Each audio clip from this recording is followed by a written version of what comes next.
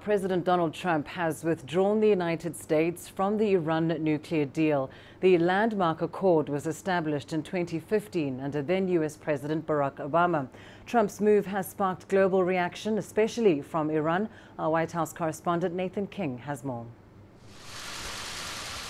It's no surprise that the U.S. is withdrawing from the Iran nuclear deal, but the U.S. is reimposing all previous sanctions and is warning Iran not to restart nuclear activities. We will be instituting the highest level of economic sanction. Any nation that helps Iran in its quest for nuclear weapons could also be strongly sanctioned by the United States. White House officials say the U.S. will immediately reimpose sanctions targeting critical sectors of Iran's economy, such as energy, petrochemicals and financial sectors. Companies will be given up to 180 days to end business with Iran. Failure to wind down such activities will risk severe consequences. The U.S. actions will make it very difficult for European nations who want to keep the nuclear deal to keep doing business with Iran. The European Union, Russia and China will be talking to Iran in the coming days. Tehran says it's willing to see if the deal can be salvaged, but won't hesitate to restart uranium enrichment if that doesn't happen. I ordered the Iranian Atomic Energy Organization to be ready for action if needed, so that, if necessary, we can begin our industrial enrichment without any limitations. Until implementation of this decision, we will wait for some weeks and will hold talks with our friends and allies and other signatories of the nuclear deal. Those who will remain loyal to the deal will talk. Everything depends on our national interests. Meanwhile, unveiling a new controversial pressure policy on Iran, the US says Tehran must never acquire a nuclear weapon. The White House also wants Iran to halt development of ballistic missiles and what it calls support for terrorist groups in the region. For nearly 3 years, world powers, except the United States, have said the Iran deal is working and Tehran is fulfilling its obligations. Now that deal is in tatters, and what Washington wants from Iran is a question that perhaps cannot be answered by diplomacy. Nathan King, CGTN, at the White House.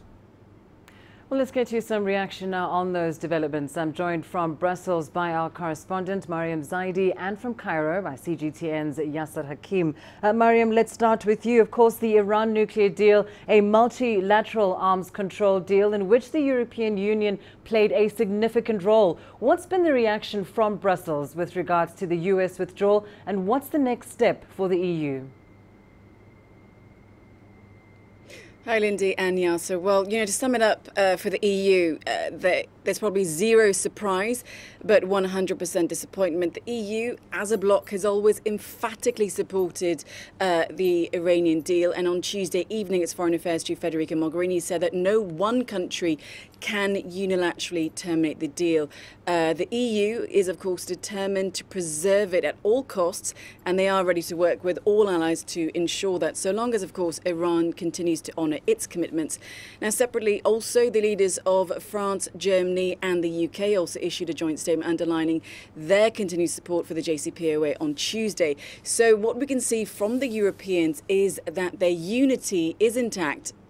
But, whereas the EU maintains that the deal works, what we've seen from other member states within the bloc, the UK Foreign Secretary Boris Johnson, for example, and the French President Emmanuel Macron, both have talked of tweaking the deal and addressing Iran's actions in the Middle East, for example, ballistic missiles. But this was, of course, before Donald Trump made that announcement. And much of these tweaks were really to appease him, to try to get him to stay on side with the deal. But this is where it now gets tricky, because if Trump stays true to his word and not only imposes the toughest sanctions possible on Iran, but also imposes these retaliatory sanctions on any country that helps it, in light of those threats, how will the EU manage to maintain its unity? We've seen many member states, of course, have interests and relations with the US, and the question is whether the EU or its individual member states can really provide the kind of locking regulations needed for any companies or multinationals that do business in Iran so that they can be protected from these sanctions. And Yasser, considering the implications for the Middle East, has there been any reaction thus far from the Arab League?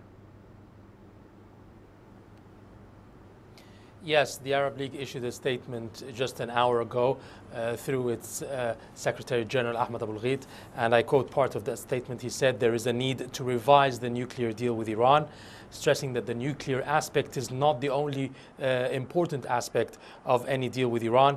A deal should also include a revision of Iran's policy in the region. And I think that's the same from several Arab countries, voicing the concern that they did not really specify the Iranian deal the nuclear deal in details, but actually saying that any agreement with Iran should include some kind of clauses to ensure that Iran does not interfere in the politics of the Middle East. Egypt also issued a statement, also not emphasizing the nuclear part of the deal, but also saying that an agreement should be put ahead so that to ensure peace in the region and that Iran would not destabilize the region. So there is a consensus, or let's say a majority of Arab countries are with the step, not because of the nuclear deal itself, but they want that Iran does not meddle into the politics of the region. Well, there's the reaction from the Arab League and the EU. Thanks very much to Yasser Hakim and Mariam Zaidi joining me there from Cairo and Brussels, respectively.